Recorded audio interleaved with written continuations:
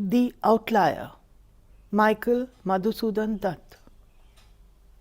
As a writer, I sometimes find myself possessed by a literary figure or a literary moment and cannot break the spell until I have paid some form of homage, some tribute, to acknowledge the deep and lasting impact that the encounter has had on me. It was more than a decade ago that I reviewed 2 books on Michael Madhusudan Dutt for Uma Iyengar at the book review. These were a biography, Lured by Hope, and The Heart of a Rebel Poet, a volume of letters with commentary, both by Ghulam Murshid. In that long ago review, I wrote, Michael Madhusudan Dutt was a romantic poet by instinct and persuasion. These twin volumes portray and expose the ragged contours of his extraordinary life. The conflicts, both internal and social, that dogged him with such notoriety were in time to become emblematic of the clash of Indian and European cultures. Unquote. I had already at that time made a sankalp, a private resolve, that I would someday somehow write about MMD. And now, in 2020, Malashri, longtime collaborator, and I have published a play titled Betrayed by Hope on this compelling figure and the intensity and tragedy of his short life. Dutt was born in 1824 in a wealthy Calcutta family. His youthful rejection of his Hindu roots and his conversion to Christianity marked the beginning of a voyage of tumultuous self-discovery. In 1849, he published the long poem, The Captive Lady, an Indian Tale.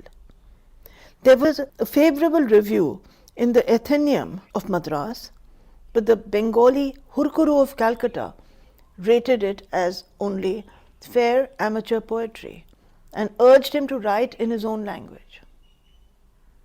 Michael Madhusudan Dutt continued to write prolifically in English and then, after his return to Calcutta in 1856, in Bangla. He was destined to become the visionary catalyst who leavened the traditions of Bangla literature with the gift of tongues.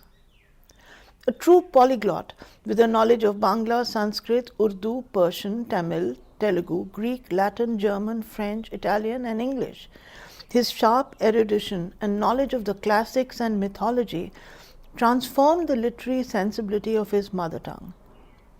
He brought blank verse and the epic and sonnet form to Bangla. His dazzling range of reference included a sonnet dedicated to Dante, as also poems to Valmiki, Krishna, Kalidasa, Jayadev, Victor Hugo, Tennyson, and his fellow Bengalis Vidyasagar and Satyendra Tagore. He suffered the tragedy of being ahead of his times.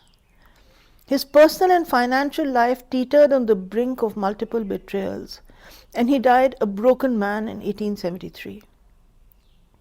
His journey of alienation and a return to his roots is one of many which other writers have travelled before after him. His poignant life mirrors the rites of passage of other poets and dreamers with fractured cultural identities. He penned his own epitaph. Stand still, O passerby, if you were born in Bengal, and lies buried in Lower Circular Road in Calcutta.